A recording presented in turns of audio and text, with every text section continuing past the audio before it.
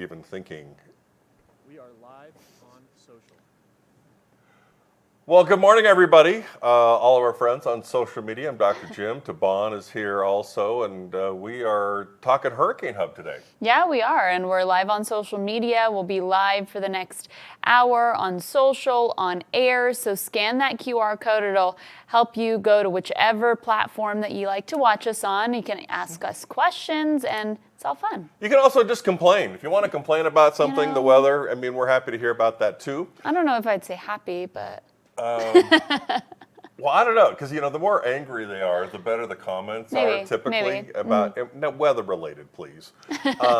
But yeah, we're going to be talking with Josh Morgerman. We're going to talk about Imelda, why it's been kind of difficult. We're going to talk also more about the season. And by the way, one of the reasons why we're doing all the social media stuff is just so you can interact with us if you want. So we have people monitoring, so you can make comments, and we'd love to share them. We'd love to talk with you as well, kind of back and forth with your comments.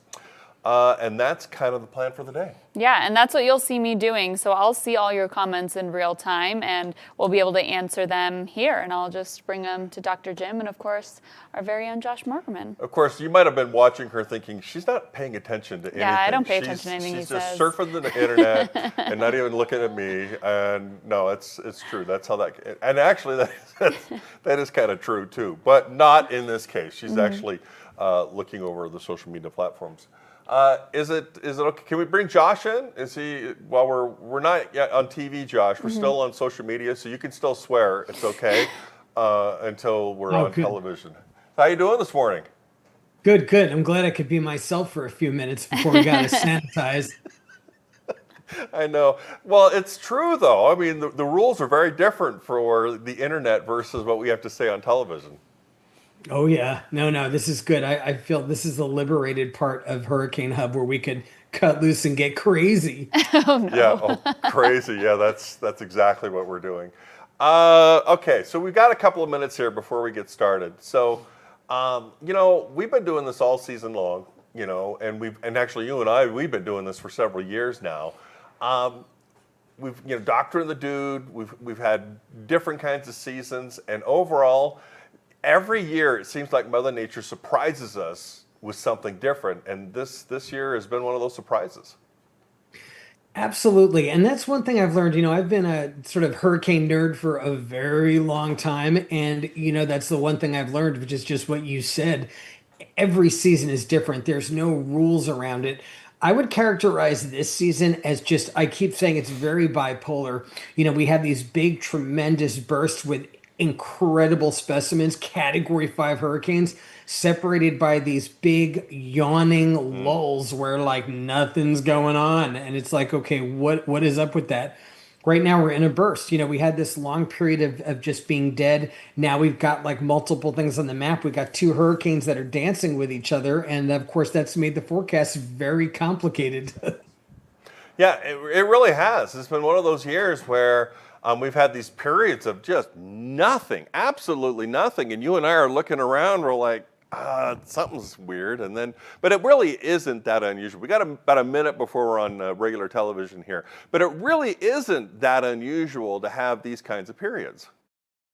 No, not at all. And, folks, a lot of folks like online are kind of younger, and there are people who've been tracking hurricanes for, just the last 5 years or so. Look at the early 80s. There were seasons where we had 4 named storms for the entire season. So there's a big range of what's normal, and we're actually right in there with what's normal. Yeah, and if you look at it from decade to decade, I mean, we have these periods of where there's nothing happening, and then we have a period 10 years. And if you think about it, we're coming out of a 10-year period of very, very active systems. And so everybody right now just remembers the last 10 years. That's what's unusual. Okay, we're going to get back onto this conversation here in just a minute because we're about to go on television. So 20 seconds here. If you want to watch us on TV, just click on that QR code there. Watch us on your favorite platform. And of course, we still want to hear from you, your comments, your thoughts throughout the next hour. And I think we'll just hold on here in 6, 5, 4, 3. It's exciting. We are live. Encourage scanning. Good morning and welcome to WeatherNation. We got our Hurricane Hub going on today. I'm Dr. Jim and joining me is meteorologist Iman Sharifi. And we are live not only on television, but on all of our streaming platforms. Yeah, scan that QR code right now that is on your screen. You can see it up there. That'll take you to any social media platform that you can go to watch things as we move on to social media, but also ask us questions. And no question is something we're going to turn down, really, for the most part. Well, and it is true. When we're on just the social media stuff, we do let what's left of my hair down, and we actually have some pretty good fun, too. So let's talk now with our favorite hurricane hunter, Josh Morgerman. And Josh, it's great to see you again today. In the last week, you've been in mainland China, Taiwan, and you got back here in a hurry because of Imelda. Tell us about that leading up to you having to get back here so quickly. Oh, I got burned. I mean, I got burned like to a crisp. I rushed back here for Imelda, did a big fake out, pulled the rug out from under our feet. A good thing, of course, very good news for folks in the United States, but then missed something that I would have chased in Vietnam. Anyhow, it is, like I said, very good news. And folks are wondering, God, like what happened with Imelda? Well, Imelda basically it went away. It went away from the United States because of another hurricane. So it's kind of crazy and ironic, but another hurricane that was formerly a Category 5 actually saved us from Imelda. It actually sucked it away from the east coast of the U.S. Well, and Umberto was interesting too because the computer modeling from the very beginning nailed Umberto. It was going to take that right-hand turn, and everything was really in order. But then Imelda comes in behind it, and the computer models struggled from day one, and even now, it's definitely better. But the computer modeling was way off with what was going to happen on this one. I've noticed that whenever you have a situation where you have like two hurricanes, two cyclones close to each other, that the computer models have a lot of trouble with that. There's something just very volatile about that setup, and our forecasters at the National Hurricane Center, who are the best of the best anywhere in the world, even they have trouble kind of figuring out what's going to happen. And the computer models were all over the place.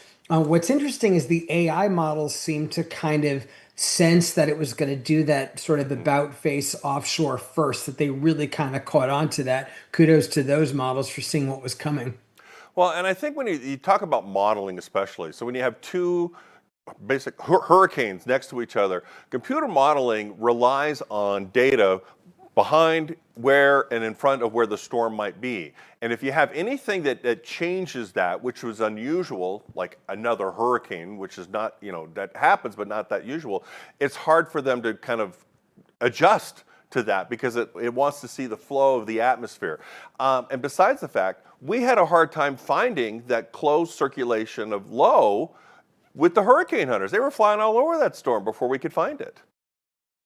Yeah, it was interesting. Like Imelda took a while to kind of get going. It was for a long time, like you said, we couldn't even find the center, and the computer models are going to have trouble saying what's going to happen in the future until they even know where the center is. But then it consolidated, became a decent little hurricane, but fortunately, it is now turned away from the U.S. And it turned away even faster than we expected. There was a while when we thought, okay, it's not going to make landfall, but there's going to be significant impacts on the coast. Tropical storm force winds, maybe significant storm surge, et cetera, et cetera. Because it sort of turned, because it turned so sort of quickly and so far away from the coast. Really, the only big impact has been and continues to be the big swells and the big waves and the riptides along the coast, which by the way, are significant in some areas like the Outer Banks of North Carolina. Even those impacts are serious because a lot of those homes are very precariously located in relation to the water. Josh, I think we have our first comment of the day. What do you got for us, Devon? Well, we've got a comment from X, maybe Bermuda, but of course chances of a direct hit on that little pimple are very small. So let's talk Can about... you say pimple on the air? I think so. I don't Okay. see why not. I don't think it's a bad word. It's just a weird word. But let's talk about where things are now with Imelda and what we're expecting to see. Unfortunately for Bermuda, they're going to have, it's a very different story for them, isn't it, Josh? Absolutely. It looks like Bermuda is going to get a full-on direct hit from this thing. It's now accelerating east northwest, east, sorry, excuse me, east northeast away from the United States, and it looks like it's actually making a beeline for Bermuda, and it looks like it's going to hit there tomorrow night. The storm is going to be transitioning, becoming sort of less tropical. So, tropical cyclone is one thing that characterizes it is it has a concentrated core. It has a very tight ring of intense wind and rain very close to the center. As a hurricane becomes less tropical and becomes more like any other low pressure system, the winds tend to expand. There's not a core anymore. There's just like a large area of strong wind and heavy rain. It's less concentrated. And that's what looks like is going to be passing over Bermuda, something that is sort of transitioning, but is going to bring some very rough weather. Yeah, no, that's a good way of putting it because the low itself, the tropical low itself, keeps everything together. I mean, it's pulling everything inward. As soon as you lose that centrifugal force, everything just sort of spreads out. But unfortunately, too, that also means that the waves are going to be bigger. Storm surge is more of an issue sometimes. Maybe not as much as like hitting the land here on right on the coast, but Bermuda is definitely going to have some big impacts. Absolutely. And because as it transitions from being a pure tropical system, since it is going to be bigger, it means that it's more likely Bermuda's going to get the main impacts. Well, we are going to be continuing live on our social media platforms right now. So please click on one of these QR codes. You can and get to whatever platform you love because we're on pretty much everything. We'd love to hear your comments as well. For the rest of you, when we come back, we're going to be talking a little bit more about the hurricane season with Josh. And of course, we'll have more of your comments from that too. So stay with us here on Weather Nation. We'll be right back. We are off air. We are still on social. Okay, so we got rid of all of our TV friends. Now we can have fun and let our hair down a little bit more. So Josh, what do you really think about Imelda? Let's just be honest here. Fence about whether to go to Bermuda to hunt this one. I couldn't decide. I didn't want to be tied up with it because then it was going to keep me from chasing something potentially back in the Pacific. I think it is going to actually be a pretty decent impact for Bermuda. I also think it's going to be one that they're going to take in stride. Bermuda does tend to get a lot of hurricanes or near misses, and they're pretty used to them, and they build pretty strong there. So I think that they're going to get through this one just fine. Yeah, no, I absolutely agree. They are, as far as being prepared, they're as prepared. They're more prepared than anybody on the East Coast, I would say, just because they're so used to having it all the time. It's on board. Now, you mentioned something possibly in the Pacific. Now, are you talking again all the way over by China or Taiwan again?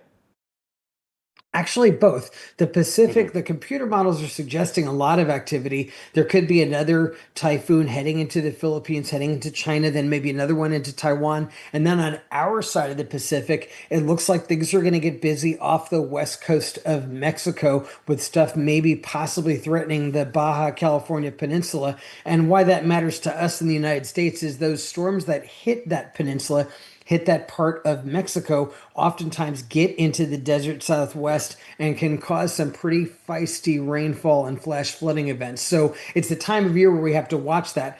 October is when we have systems sort of recurving into the west coast of Mexico and then getting into our desert Southwest. So a lot to think about still, even though we're getting late in the season. And we've been seeing that already with some of these leftovers coming in from the Pacific side. Taban has a question for us. So Taban, what do you got? Yeah, we've got a question, and that's a good reminder that on social media you can ask us anything right now, and I'll bring that question, as long as it's appropriate, to Dr. Jim and Josh. Casper Gregory on Facebook wants to know, he says, serious question. Okay. Does anyone know if there's ever been a situation in the past where a watch from one storm canceled out the watch from a completely different system? 24 hours between storms for Bermuda. This seems unprecedented. Josh, do you want to take that one over first?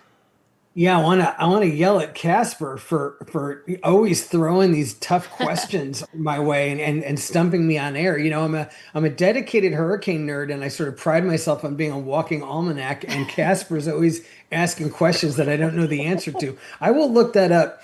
It is unusual to have two hurricanes like this so close to each other. And it looks funny. Everyone's been joking all week about the computer models because it looks like a face. The two hurricanes look like eyes. It looks like some kind of like a hurricane mascot. And so that does create unusual situations in terms of, different areas being threatened by one and then by the other. Fortunately, they're both going to be out of the or off the map and out of the picture pretty soon. Well, and if there was going to be a place that would have it, I would say Bermuda would have the best chance, just because you'd have maybe multiple storms coming even from different directions. I believe we have another question.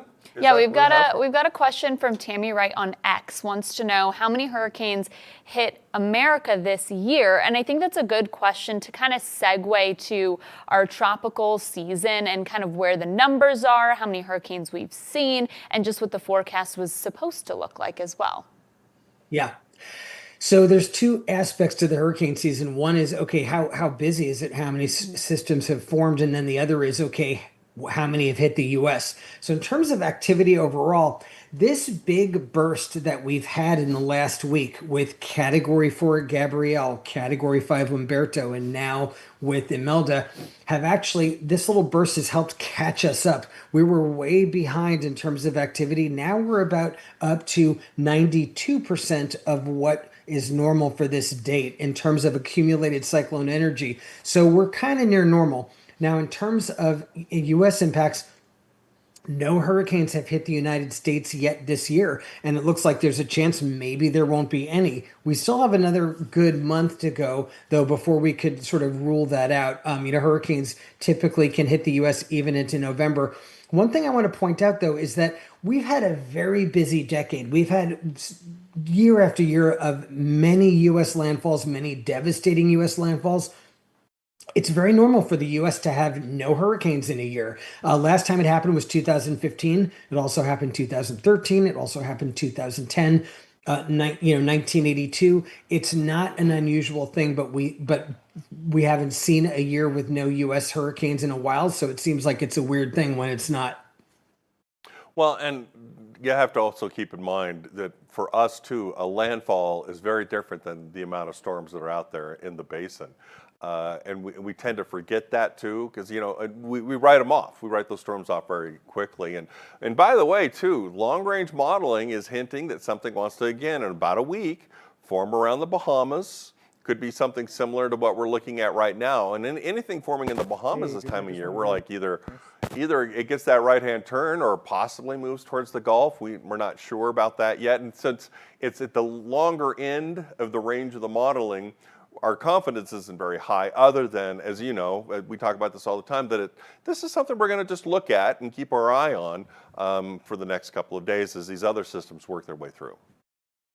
Absolutely. And this is the time of year, as we get into October, we start looking closer to home for the threats. At peak season, late August, early September, we're actually looking toward Africa for those systems that are coming all the way across the ocean. Late in the season, we're looking for what we call home brews or homegrown stuff right in the Gulf or the Northwest Caribbean or near the Bahamas. Those are the kinds of things that can threaten the U.S. And the computer models have been hinting at stuff in the long range. And one thing I want to point out is, we've had very little activity in the Gulf this year, basically nothing. And that means that all that warm water, it's an untapped fuel resource. It's just there, all that Adrian, warm please water, walk nothing on has screen. churned it up, nothing has cooled it off. It's just there, ready to be tapped into. So we have to keep our fingers crossed that no hurricane gets into the Gulf, because if it does, it has basically unlimited fuel supply. Okay, I believe we have another comment already, and this one I think is about the Eastern Pacific. And this is actually putting Josh on blast here. He made this comment on X and said, October is climatologically the easiest month to hunt EPAC storms. Josh, we've got to know your take on this. What does this mean? Why is it the easiest month? We've got to know. Well, the reason I said that is because the Eastern Pacific is one of the busiest hurricane basins. I call it the hurricane sausage machine. It just cranks out one after the other, but all summer long, they just basically, most of them head straight west northwest or just straight west out into the ocean, and they die. So they don't make the news. No one cares about them except for tropical nerds who are interested in them. In October, that changes as you get troughs dipping down from the Pacific Northwest. They start to scoop them up and recurve them back toward North America, which is usually toward the west coast of Mexico. So, because of that, most of the really big, intense landfalls on the west coast of Mexico have happened in the month of October. So, October actually is the main month for significant hurricane landfalls on the west coast of Mexico. And that's why I said that. If I want to be in a hurricane in the Eastern Pacific, October's the month. Now, for us on the Atlantic side, October's getting a little late, but not too late. Some of the worst hurricanes in American history struck us in October, including Category 5 Michael just a few years ago. So let's talk about what's happening out there right now then too, because we've got a couple of storms. What is both of your takes on these two storms? Of course, one of them is named Octave, and then we've got another area of high potential. I think Octave is no problem. I think that's just gonna, go just get lost out to sea the way Eastern Pacific storms do. This next one could create some problems. Some of the models show it kind of riding up the west coast of Mexico and maybe threatening the Baja California Peninsula, meaning Los Cabos, that area. Not set in stone, but it looks like it's enough of a threat that I think folks in that area need to keep an eye on this one, I would say. Well, and I think you made a good point, especially for the Eastern Pacific. What we look at this time of year is how close is it to the coast? The closer it is to Mexico, the more likelihood we have of it staying in that course and then taking the right-hand turn into the southwestern U.S. If it's already heading straight west at the very beginning, it has a hard time making that slow turn to come all the way back. So that's, those are the kinds of things that we look at, all of these different areas. Like right now on the Atlantic side, we look at the Bahamas to see what's happening, because it could either go right up to the East Coast or it could go into the Gulf, or we're watching the Bermuda High. So there are things that we do look at, and I would totally agree with you on the second system here, on the Mexican side of things, that does have a better chance to impact the U.S. as moisture and possibly flooding in about 10 days, or a week to 10 days. Yeah.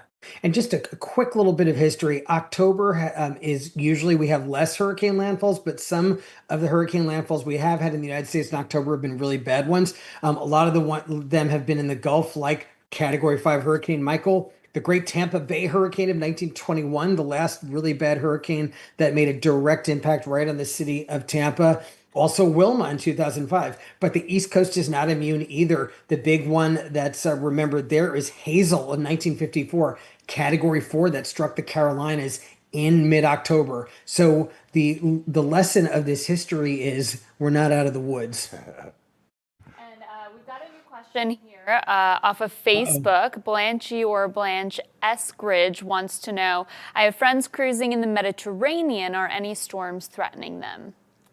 The Mediterranean, you're good. If you're in the Mediterranean, even a bad day in the Mediterranean is a good day for us. We got the one more. Mediterranean, they generally don't get hurricanes in the Mediterranean. They get some sort of like hybrid systems that they call medicanes sometimes. But to be honest, as a hardcore tropical nerd, it's not an area that I follow, to be honest. So great news for your friends. Yeah, it's an area you want to go to when you want just to rest, rest and relax, and enjoy the bathwater. So no, I totally agree with you. Like I said, if you're in the Mediterranean, you're already a step ahead of everybody. So I hope they're having fun. And we can take this next question maybe to our next segment as well. But on YouTube, Lewis wants to know, team, how are the AI models doing so far, or is it just too early to tell?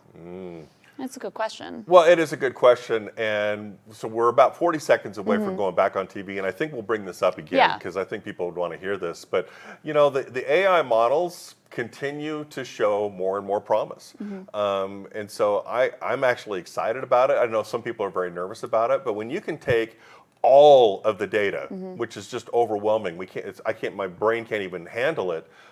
That makes a huge difference. Would you agree with that, Josh? Yeah, I would say like initial take on them is like an impressive start. They've done well with a couple of tough forecasts. Yeah, absolutely. Well, we are 15 seconds out from being back on TV. If you'd like to watch us on TV as well, just click on the QR code, and there's all the different ways that you can watch it. There's too many to mention. We're everywhere all at once. So we'll be back on here in 3 seconds. 2, 1. Good morning and welcome back to WeatherNation. We're doing our Hurricane Hub today, and these are the QR code, or this is the QR code that you can click on if you'd like to join us on social media, because we want to be interacting with you while we're talking about all this information. Yeah, and we've had some really great questions from folks on Facebook, on X, on YouTube this morning, so be sure to scan that QR code. You can ask your very own questions.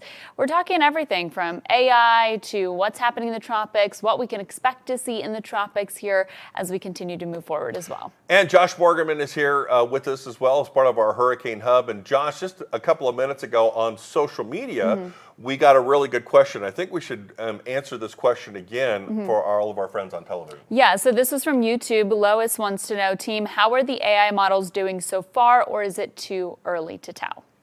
And I think that it's not too early to tell, that they are showing signs of doing very well on some difficult storms. Because again, you have to remember, AI takes not only local data, it takes all of the data, all of the climatology, every single piece of information that we basically have, and puts it into the system.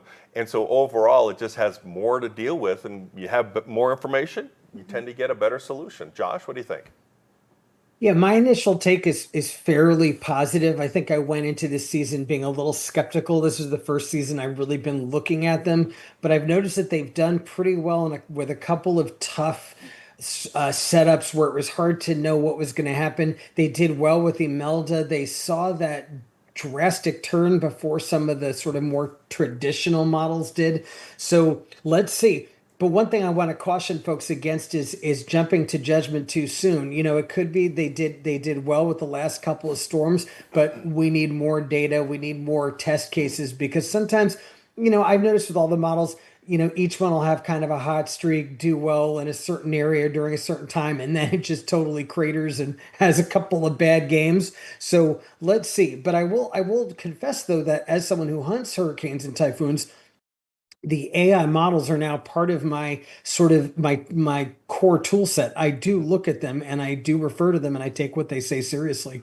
Well, and the more we compare, the better it is. And so, you know, I like, excuse me, consensus models. I like models that take the average of the models and puts it all into the averages. And if you start running statistical analysis on standard deviations within 1 or 2, you're going to be pretty close. And I also like to tell our friends, when we're looking at the spaghetti plots, and sometimes, you know, they're very wide, the closer together, our confidence is high. But generally speaking, if you kind of take the average of all the modeling and just average all of that, somewhere in the middle, you're going to be relatively close. And that's kind of my feeling right now, at least with the AI modeling.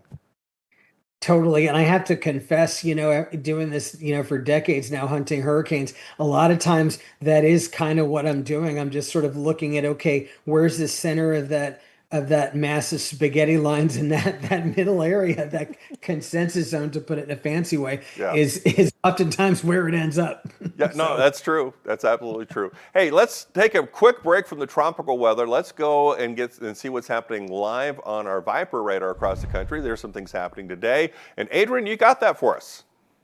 Yeah, absolutely, Dr. Jim. And we got a few storms that we're tracking across the Pacific Northwest. And I do want to start there real quick because we got a whole lot of energy that's just situated over this area with a trough of low pressure that's been pushing through. We had several fronts passing over this area over the start of the work week. And we're going to continue on with these bands of rain that'll pass through areas like Seattle all the way down to Portland and all along the I-5 corridor, all the way across I-90 as well. This is going to be a spot that we're going to have to watch relatively closely over the next several days with regards to how much rainfall actually hits that area. I also do want to go down to the plains where we also have some more showers and storms in the area. But the big story around here will actually be the temperature over the next several days. It's going to be really, really hot. And in some areas, areas like down in Nebraska by Kearney and I-80, we're actually waking up to some showers and storms, and a few of them with some lightning bolts in it, showing that these thunderstorms could be relatively intense as we start this Wednesday off. But they're heading for Sioux City along I-29. This is going to be the next spot to likely see this rainfall within the next 20 or 30 minutes or so. So I do kind of want to keep with the tropics theme, even though I kind of pulled you guys away from that, and turn on some of these alerts that we've been seeing over the last several days. So now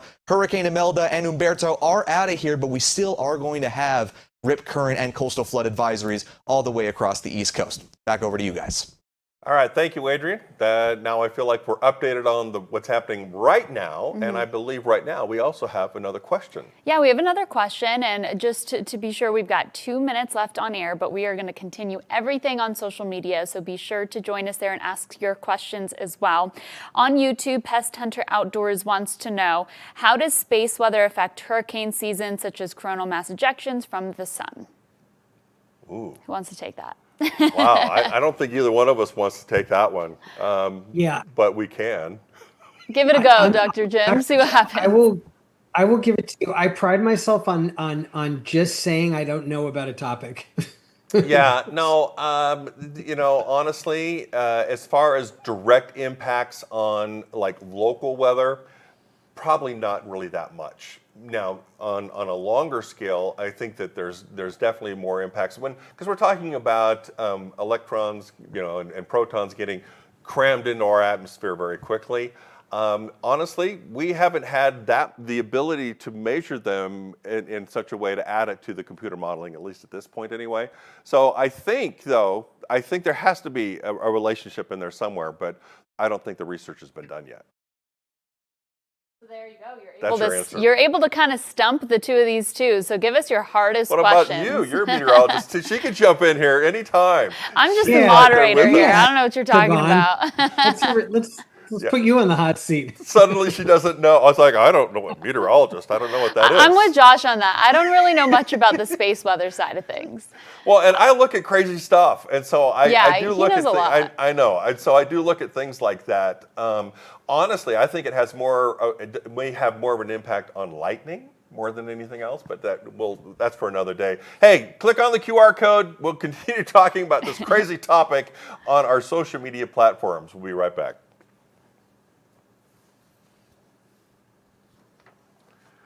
Okay, so now we're just live on our social media platforms. Now we can give Taban a harder time for throwing us under the bus. Throwing you guys some shade.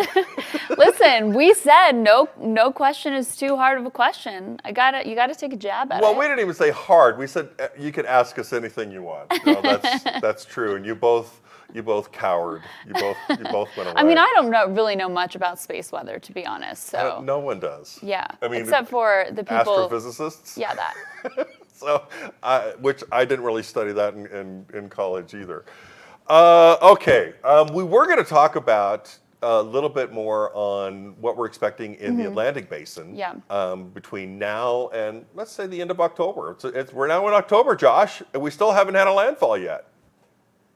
Yeah, if we go this year without a hurricane, it would be the first time in a decade. Last time the U.S. didn't have a landfalling hurricane was 2015. And as I said earlier in this broadcast, it's not unusual at all. Sometimes the U.S. will go a couple of years without a hurricane. It's not unheard of. It feels like it is because we've just had a crazy run of hurricane season starting around 2016, 2017. We just had an unbelievable run in the U.S. of not only a lot of hurricanes, but intense ones. So October, as I mentioned earlier, we start to look closer to home this time of year. We start to look at homegrown stuff, the Northwest Caribbean, the Gulf, the Bahamas. That's where stuff might spin up quickly. So we're looking less toward Africa and more toward right here. And the computer models have looked in the long range fairly fertile with ideas about stuff in the Gulf and the Caribbean and near the Bahamas. Now, we don't know if that's just model static at this point or something is going to spin up, but I do get a general feeling of fertility, like the models are sensing that something's going to want to pop up. So I think we need to be vigilant. As I mentioned earlier, the U.S. does not get a lot of hurricanes in October, but there have been many severe hurricanes that have hit the U.S. in this month. It's not unprecedented for us to get major hurricane landfalls in the U.S. in October. Well, and as we look at the climatology, it drops off very quickly as we get into October and going into November. So the chance for development starts to drop. And there's a lot of reasons. One, we're not getting as much direct sunlight anymore.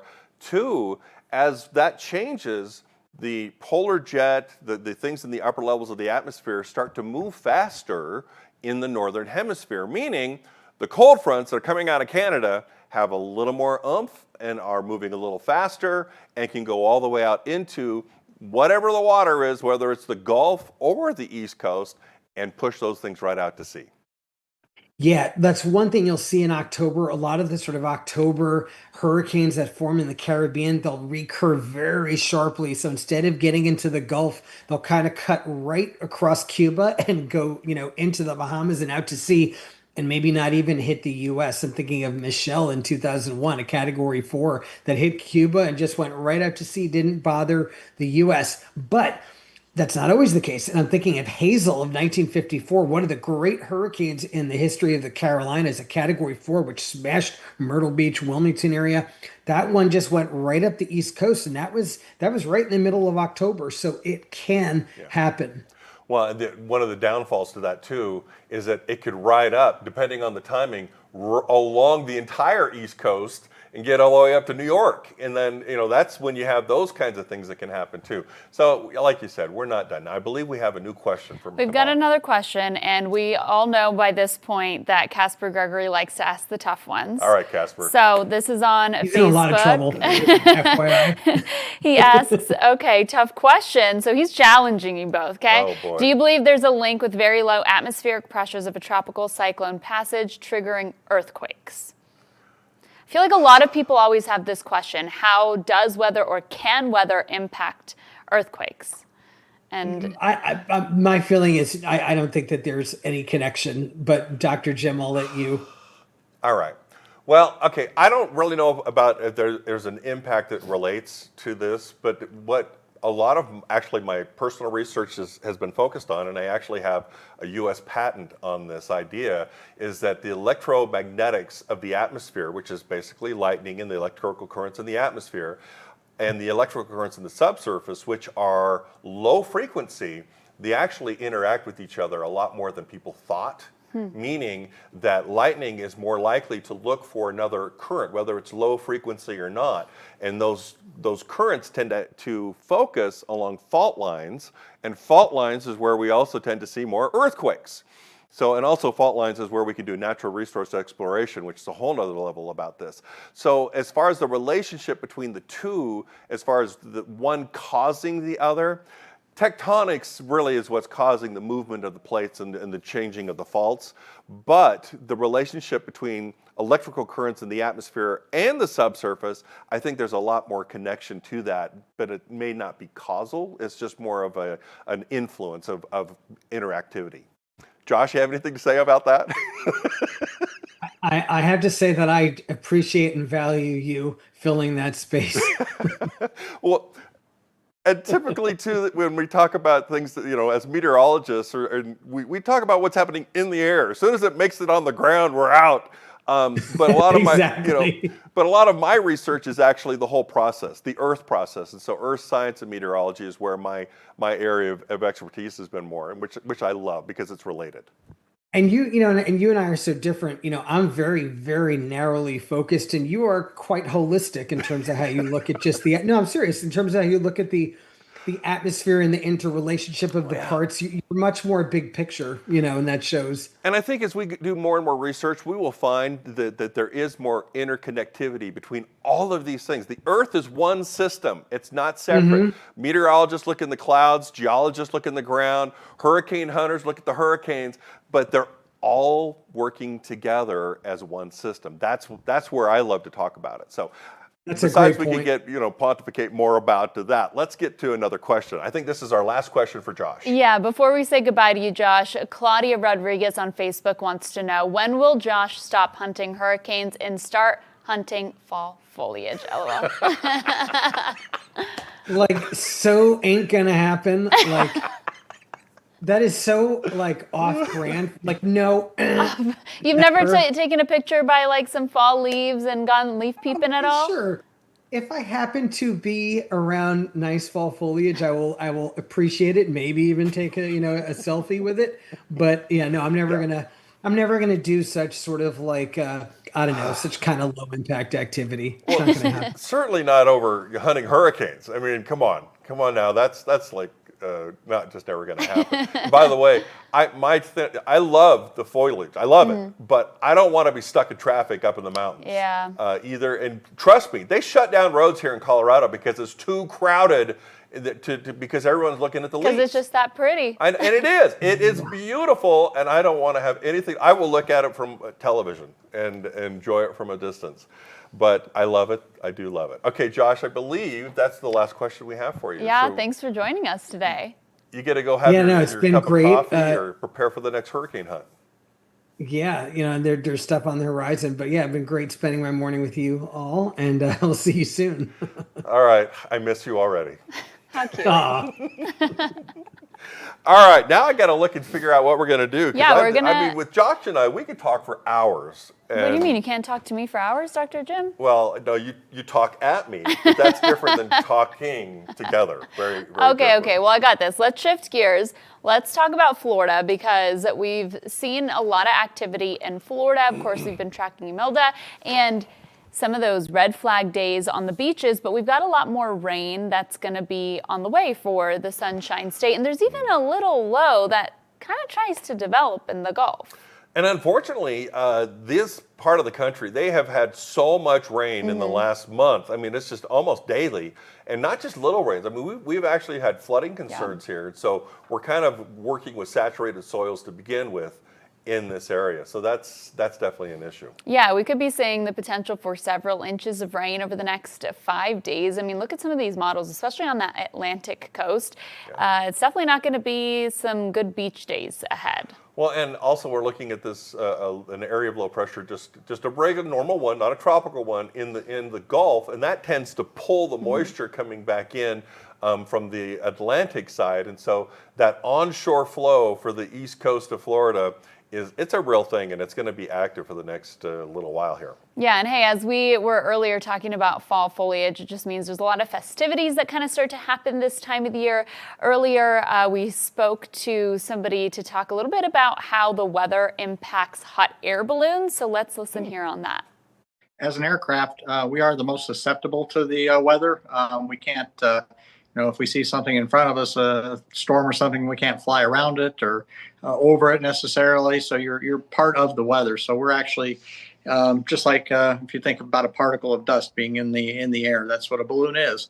So it's very critical that we understand the weather, that we are launching in the right conditions, and we're looking for stable conditions. We want very stable weather, no convection. We also are looking for light winds, less than, say, 10 knots on the surface. Once you're in the air, the upper winds can be stronger, and it doesn't affect anything as far as the flight itself. I've topped out at over 100 miles an hour in a balloon, actually on a distance record, and you don't feel it because you're part of the wind. You're actually within the weather system. I've learned that balloonists definitely are very tied into the weather. They see what's happening very, very well. So that was actually pretty interesting. Hey, Adrian, right now we got fall festivals and state fairs. There's Big Tex. Gotta love Big Texas, Texas State Fair. It's fair weather time.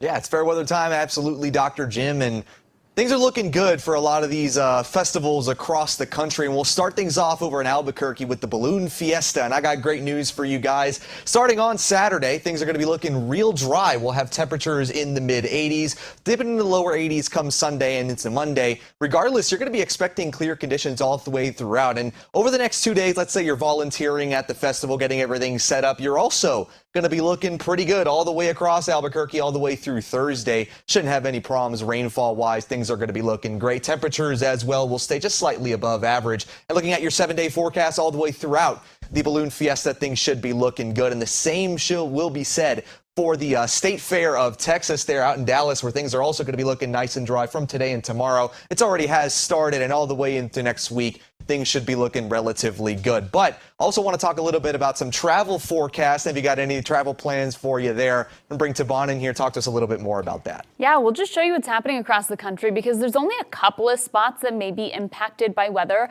over the next couple of days up into the Pacific Northwest. We've still got some moisture that is working through, so especially out towards Seattle, heading closer to the coast, and then Florida. We saw that rainfall that we're going to be tracking here for the Sunshine State over the next several days ahead. We've got a little bit more moisture and even some snow to talk about as well as we get closer into the weekend, so that could be impacting some of your travel plans. Maybe you want to head up into those higher elevations to see some of that fall foliage. You could be encountering some slick conditions on the roadways. And then the whole central U.S., it's just warm. It is nice. We've got the potential to break some records, though. Be sure to still join us. We're still going to answer some of your questions if you've got them.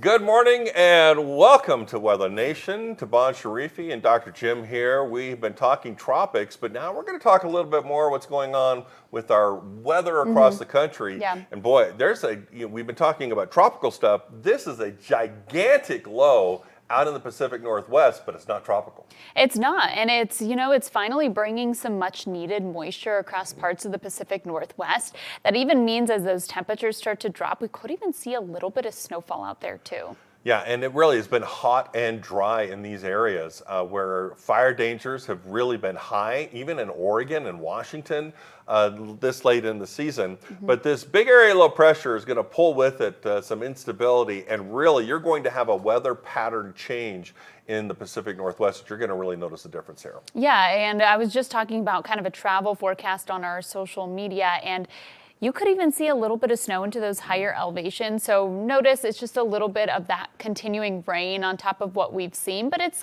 keeping things more active in the Pacific Northwest. Closer to the weekend, that's where things start to kind of mix up a little. Yeah, and we've just got out of preparedness month, which is September, but it's October, and so we just spoke with someone from the American Red Cross because it's time, believe it or not, we have to start preparing and thinking about winter weather. So it's great to have something we call a winter go kit on hand. And for those watching, they may be like, what is a winter go kit and what goes into it? So it's the same type of things that you need for daily use around your house. Things like non-perishable food, water, prescription medications, chargers, batteries, and anything you need for medical devices. And don't forget, the other big difference between being prepared for a hurricane and in winter weather is you need stuff to try to stay warm. You know, blankets, coats, and things like that. Having that in the back of your car, not a bad idea. Yeah, so Adrian, you've got what it looks like moving forward of when we could potentially see some of that snow. Yeah, Tabon, you're absolutely right, and it could be as early as late October. I don't want to call it really early because we just started October. Regardless, this large area of low pressure that Tabon and Dr. Jim were just talking about is going to be the main culprit of the excess of precipitation over in the Pacific Northwest and the potential for some snow as well. This incoming trough is going to keep the pattern unsettled as it has been over the start of this work week out in the Pacific Northwest. And if we're timing things out all the way through the weekend in the upper peaks or the higher elevations in areas in states like Wyoming, we see some blue there. That's snowfall potentially in the higher elevations all the way throughout the weekend. And the moisture will continue to move off towards the east and continuing to create the possibilities for maybe seeing some snowfall all the way across the northern portions of this country. So looking at the forecast accumulation, of course, it's mostly rain. But in the upper elevations, states like Wyoming, anywhere from 3 to 6, even upwards to 8 inches of snow might be possible again in the higher elevations of some of these states a little bit further out west. So you're going to have to get up, and if you wanted to see a little bit of some snowfall. However, if you're closer to the coastline, mainly it's going to stay around rainfall category, especially in states like Boise. We might even get up to maybe close to 2 and 3 inches of rainfall. So we're going to have to watch this, look for the flooding concerns for these areas as well. So here's again a better look of what's going to be going on. The higher elevations likely to pick up some snow as we go into the next work week. So this is the average first seen snowfall across the country. Out in western Montana will be late October, and the same could be said further down in areas like western Wyoming here, like in Jackson, October 23, Billings, October 17th. So we're still early on in the season to be seeing the first areas of, or the first times of measurable or observed snowfall. So it's likely to even stay in this area where typically We're getting snowfall in late October, early November. So it'd be interesting to see over the next several days where we might start to get that snowfall a little bit earlier. And of course, frost and freeze potential will come with this. These are the alerts from Sunday all the way to Tuesday, and it's pretty widespread. This trough of low pressure is going to be keeping things really unstable across the entirety of the Northwest. So we have to continue to watch just to see some of the areas that get affected the most. Back over to you guys. Well, thank you. I'm not sure I'm ready for snow. No? Yet. I mean, in the mountains, love it. Love it. Yeah, that's true. Well, I think that's where it'll stay for now, at least for a minute. But yeah, I'm not looking forward to driving in the snow. And I live in the mountains, so Yeah, that's I true. probably deserve it. So maybe that's why I'm looking at it. Hey, let's talk about the Northern Lights. yeah, this was just a couple of days ago. I mean, this photo is kind of unbelievable to me. It's just so beautiful out of Eagle Harbor, Michigan. You know, personally, I've only seen the Northern Lights a few times in my lifetime, and it's never been nearly as intense or colorful as this. I've just seen, you know, little pieces of it. This is truly amazing. Because you lived in the Pacific Northwest for a while. Is that where you saw the Northern Lights? Most of the time. But even still, a couple of times when I was flying across the country and going, you know, from the East Coast to the West Coast, and so by the way, you kind of take a northern track. You get very close to Canada. You could see it from the airplane as well. Yeah, I mean, it's just so beautiful. And look at this one. You can see a lot more of the colors there in Paul Smith's New York. I mean, just it's pretty awesome. I suggest, and I haven't done this, I want to do it myself though, that you can do vacations where you go and the whole thing is to go see the Northern Lights. You that's stay in a cool. nice place and where you can see it also. So we're definitely going to see that. Now, of course, we did have some extra energy coming from the sun. We had some ejections over the last 10 days or so, and so that tends to make things a little bit more active to see the Northern Lights. Yeah, absolutely. And we've been, talking a lot about just hurricanes and tropics all through this last hour. We got some really great questions on our social media, and we are still going to be live on social media here once we're off air. So you can still ask us questions. We know we don't have Josh Morgerman with us anymore, but Dr. Jim does a great job at answering these questions. He'll take stump me. anything. Yeah, please stump me. You can. Yeah, it's not that hard. It's not that hard to stump. But we do. We love to interact with you. And not only do you have to ask us questions, you can. And I like to say this too. You can complain about the weather you're dealing with. Like if you're in South Florida right now and you're tired of having the rain, hey, we'd love to hear your opinion about that. But click on the QR code and you can continue that conversation with us.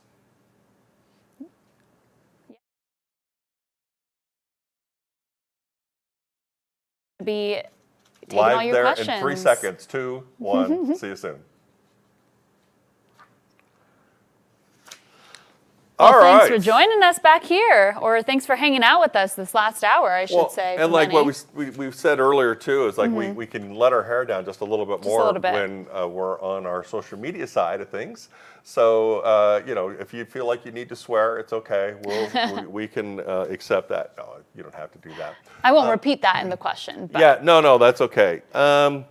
Let's see. It's been interesting. We talk about we're weather nerds, all right. So we talk about it all the time. And more so than I'm more nerd. You're more weather. So weather nerd. And Adrian, he's a part of all this too. But it really has been an interesting week because with Umberto and Imelda, we've had these close calls where early on we're not sure where it's going to go, especially with Imelda.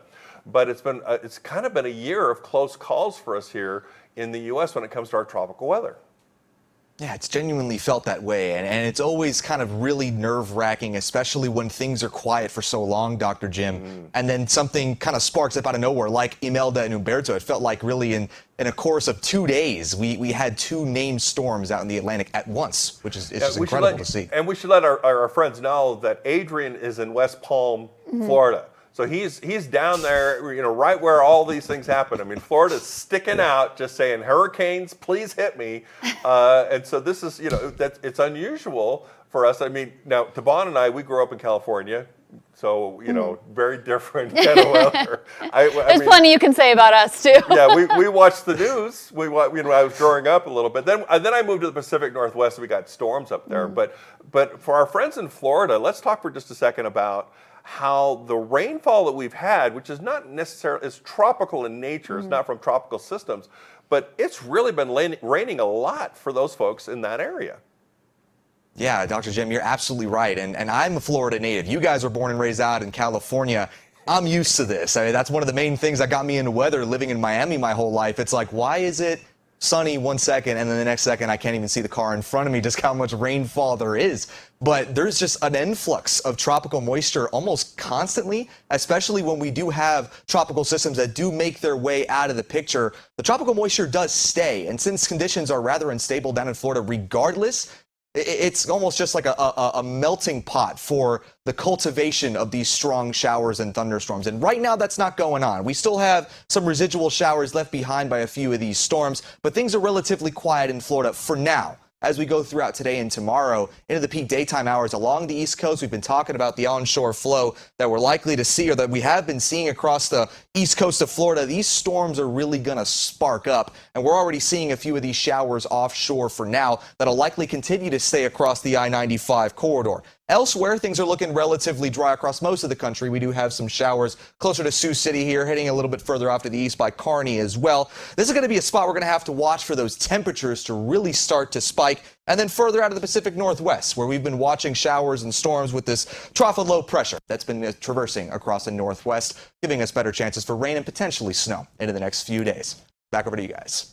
All right, thanks, Adrian. Well, we've got a poll that was put up because I don't know if you've heard that there's an album coming out Friday. It's all I've been talking about for forever at this point. Kevin made this poll yesterday. I do have a little bit of a bone to pick with him because he could have done so many better poll options. Wait a minute. Okay. I need some clarification. You need okay. Are we talking about Taylor Swift obviously, here? what else do I talk about? Weather and Taylor Swift. Nowhere on this thing does it say Taylor Swift. I need a picture or Travis Kelce. Then I have some reference. Or lyrics. Now, I wish you all could understand. When Taban says she is a fan, she's not a fan. She's the ultimate fan. I am crazy obsessed. She is obsessively fanish. I mean, I'm telling. I wish I could explain Swiftie it to to my you. core, like it runs through my blood. Orange glitter. It really. It does. I think I honestly can second that because I've only been here for only a few months, and I think I actually can't count on my fingers how many times on air Taban has made a mention of Taylor Swift when she got married, the new album coming out. I feel like I saw her do that. Such an exciting time for her. I'm so happy for her. She dresses up as Taylor Swift for Halloween. Yeah, so obviously. just puts a blonde I mean, that's hair, like the most adds it normal on. thing about this obsession. It's true. I mean, I mean, as much as we're explaining it, we're not explaining it enough. Okay, when Taylor came to Denver, I couldn't get anything out of her for 2 weeks. She was just absolutely gone. Taylor all the time. And of course, she's not the only one, but she is the ultimate fan. Yeah, Alana's on that same wavelength with me. She is. Yeah. She's close. She's close. She's in the ballpark with you, but so that's it. So okay, now can we get back to the poll? Yeah. Okay. So the poll. What is the this bone poll I had about? to pick Can we with switch gears? Kevin. Can we stop talking about Taylor? No. Well, no, this is still about Taylor. The poll is Never. about I'm sorry, Taylor. Taban. I'm sorry. So the I poll- didn't mean to rustle any feathers. That's My okay. apologies. No, it's okay. We can keep going. I'm We can used keep to going. it. You got It doesn't harm this- me, you know. Do I'm afraid to say this, but is this actually having something to do with a new So she's show dropping a that new she has album. coming out, No, which is like the her album. a show Showgirl. tunes, Showgirl. You're See, kinda close. I knew that. Yeah. I knew that. The I Life had it of a half Showgirl. right. The album drops Friday. I'm embarrassed to say. The album drops Friday. So I think the point of this poll was to be like, what's your favorite kind of weather to listen to a new album in? And, you know, he put sunny and gorgeous, cloudy and gloomy, stormy. I wrote some better options that maybe would have made you understand that this was about Taylor Swift. So instead of sunny and gorgeous, I would have done summer air, because these are all like lyrics to her songs. Cloudy and stormy, midnight rain. Obviously, that one is pretty obvious. And then stormy, I would have done dancing in a storm. Pretty obvious, yeah. I pretty obvious. I don't know any of those songs. Well- I've Yeah, never, me neither. ever- I am just as lost as you are, Dr. Jim. I became aware of Taylor when she went to a Kansas City Chiefs game. That's And it? No, I mean, when you And then also, I mean, our boss even got her a car, a limo to take her to the Taylor Swift concert. Because I was in the war of the Ticketmaster war. I was off work at noon, and then I was here till 4 p.m. on the computer trying to get those tickets. Yeah, and I like Blank Space. And he was It's a great enjoying, song. enjoying 10 the out of fact 10. too. It's a great song. I can't Yeah. even lie. That's a great song. I was bumping that back in the day. I can't even lie. That was a good song. I can't even lie. I don't know. I think we could be here all day, so maybe we should save Are you people. tired? Are you tired of talking about it? Look, all you Swifties If you want to out DM there, me, I'll talk to you about Taylor all Yeah, day. you could Yeah. stay all day long and talk about that. But we actually do have some weather that we're going to We have have, to like, get real to stuff, I eventually. So, guess. Adrian, you keep covering the wet weather there in South Florida. And we're going to continue. We do have some serious stuff going on. Yeah. We're going to drop the tropics. I am a little bit concerned about something that wants to develop about 10 days from now around the Bahamas, and we'll see what happens with that. But we appreciate you joining us. We Yeah. appreciate the comments that you've made Great and the questions questions. today. We love it when you stump us. It's a lot of fun. So, Devon, always fun working with you. And with all of that, we'll say have a great day, my friends, and we'll talk to you real soon.